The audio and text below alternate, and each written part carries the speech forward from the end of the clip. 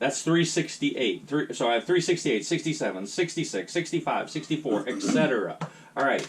So look, 368 would do nothing. And by the way, the neck diameter, what's the neck diameter in this gun? 368. Well, there you go. It snapped back one more than that. So that bushing would do nothing.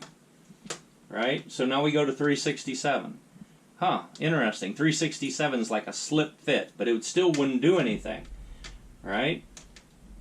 366 doesn't want to go on. If I pushed it on, I would probably get it stuck. But it still wouldn't do anything, because it would, whatever little bit of constriction you would get there, the second that the bushing was removed, it would just pop right back off. So that wouldn't do anything. So go 366, go 365. Now 365, again, if I really push that on there, it would get stuck. But it wouldn't get stuck if it was in a die. But same deal. 365 is going to push that down, you know, maybe half a thou, but you're still going to get spring back. So 365, you go 364, and that's where you would start. That's where you would start, and this is really important, and you need to move the camera. That's where you would start if you wanted to constrict the neck. All right? But why would we want to if we don't have to? Because again, anything, this is like an ironclad rule. Anything you do to brass that has been fired in a truly square, straight, concentric chamber that has been done properly, anything you do to a piece of brass is only going to make it worse. It's not going to get better, it's going to get worse. And what we're saying is better is worse. More accuracy, less accuracy. So what do you want to do? You don't want to do anything to it. Now, and people were, again,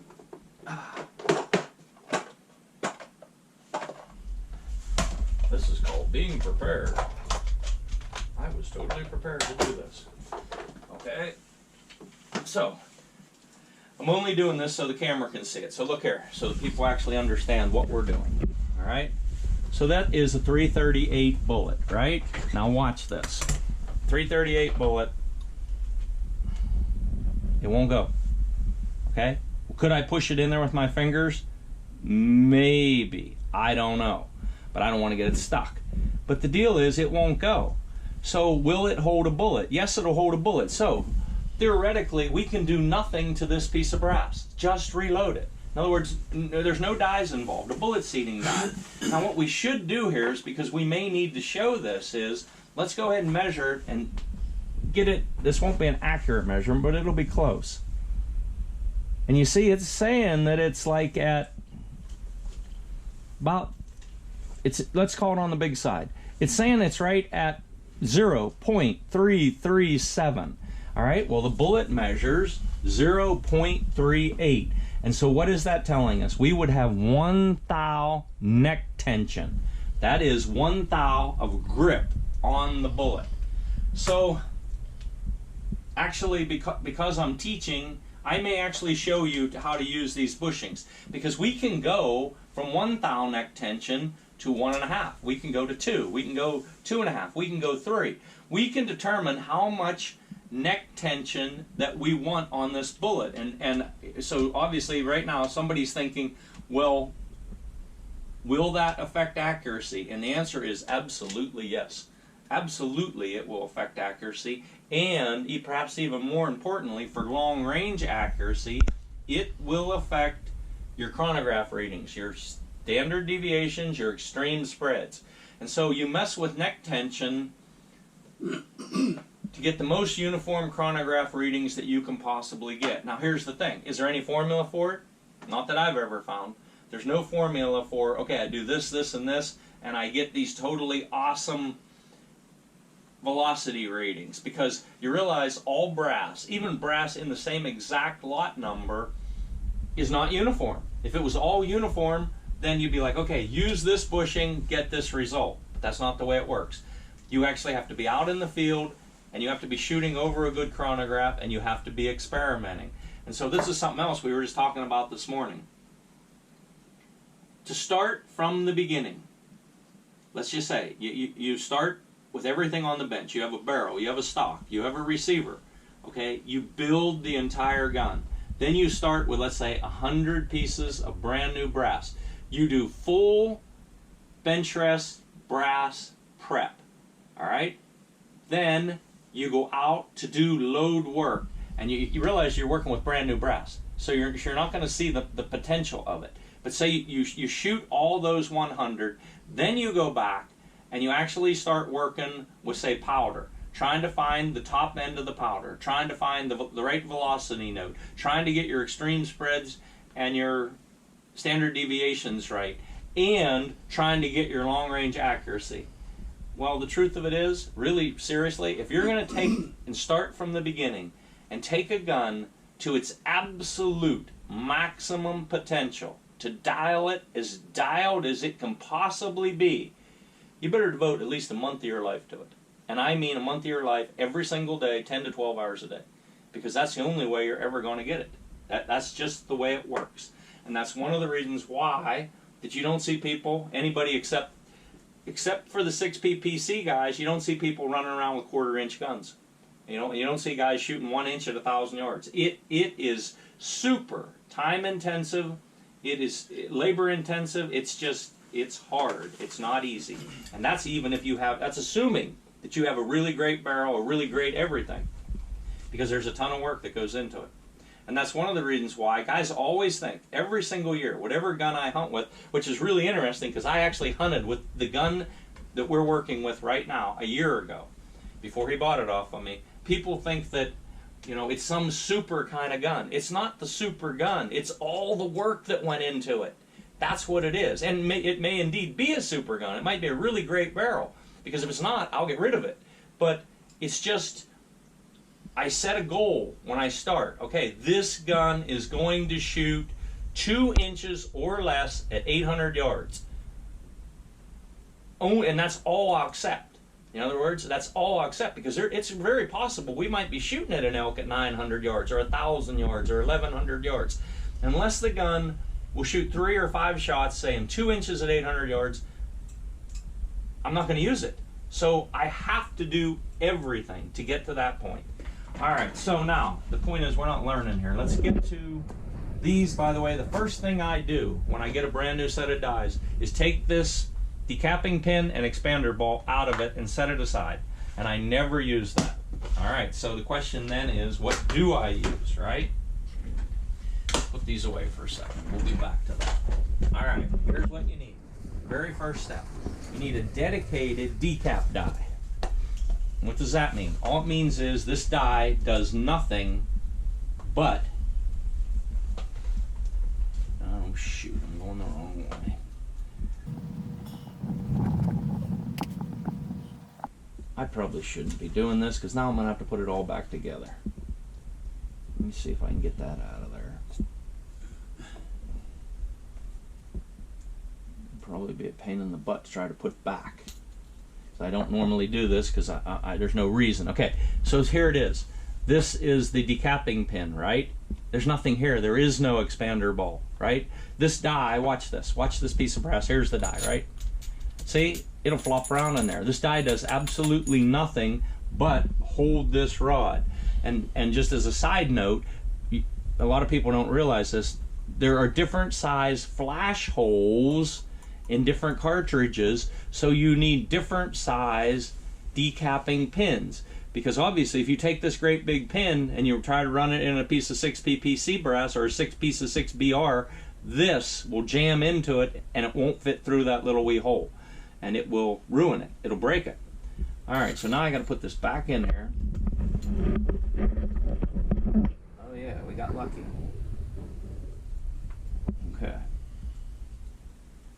Run it back up through. And again, there's no set way to set this up. In other words, it's just what looks right. How much is that sticking out of there? How far is that going to go down through there? The pin obviously has to come through and knock the primer out. And that's, I leave this completely floating. Again, I always want everything floating if possible. There are certain operations that things sometimes do need locked down, but see, this whole thing is just loose as goose. All right, so screw that into your press, and we need a number 48, a 14 or a 48 in RCBS. Put your shell holder back on. Okay, set this piece of brass on here. And all we want to do is get the primer to fall out. But what we don't want to do is we don't want to ram the brass into the top of the die, because that's a pretty long piece of brass. So what I'm doing here is I'm reaching up here and I'm literally just screwing the pin down. And if you watch right here, I can screw the die down a little bit. In about a second, the primer's going to fall out. And it did. Alright, so what we got to do here is we have to run all these through and get the primers up.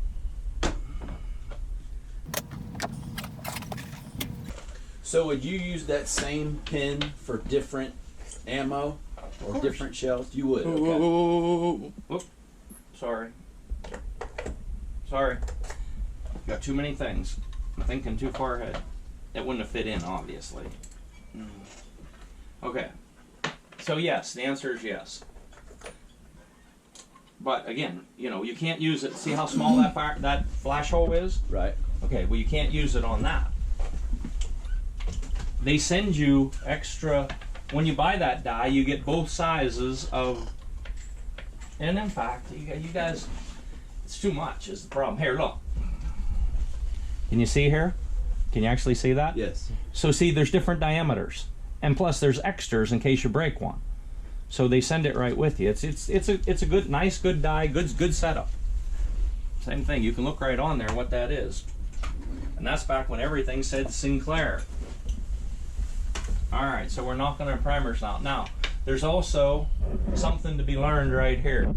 How your primers come out of a case is almost as important as how they go in, because you can somewhat judge how much pressure you're running by how hard they are to put in, and so you realize you put them in new brass, so you knew how much pressure it took to push that brand new primer in that brand new case.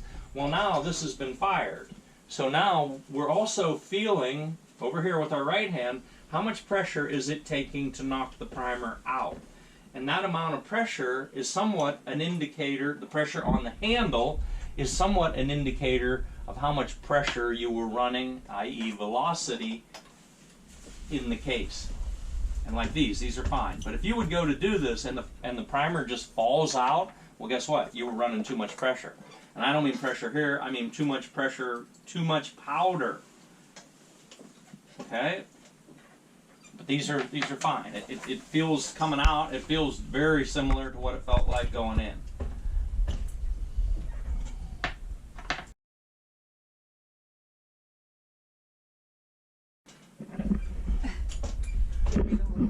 Yeah, I'd like to feel that one, see how hard that is.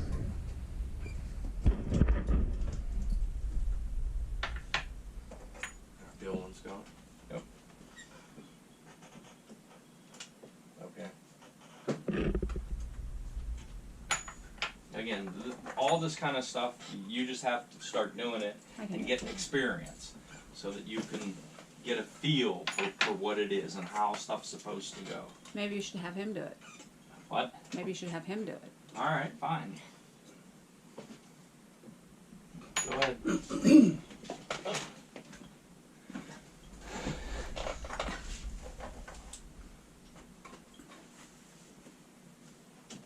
Oh my gosh, I'm totally editing all this out. So. No way, leave it all in.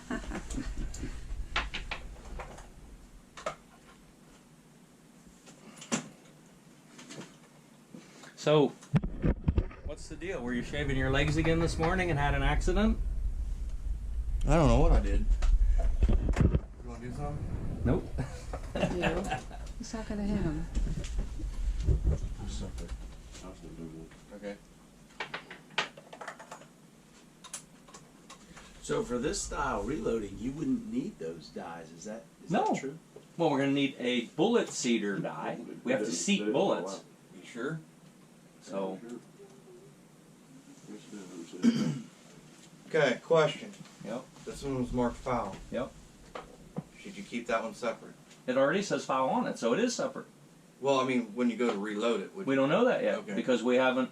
You have to understand, we don't know why it was marked foul. I can't remember, right? Yeah. So we don't know if it had run out. We don't know. We don't know whether it was dimensionally different.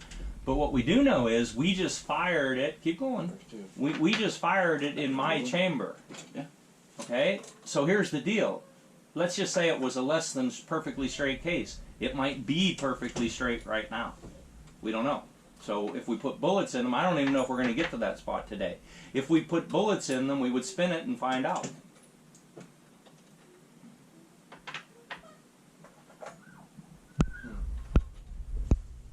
When I see that many that's marked foul on it, what I would assume is that that had different neck tension. So when I was seeding bullets in the brand new brass, they didn't feel the same, and so I marked foul on them.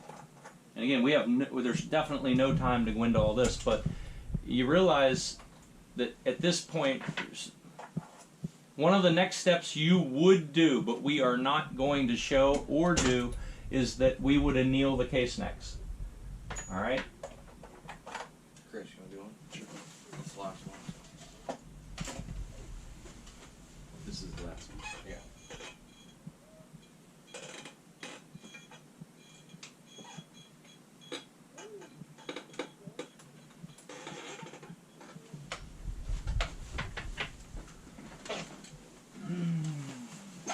All right.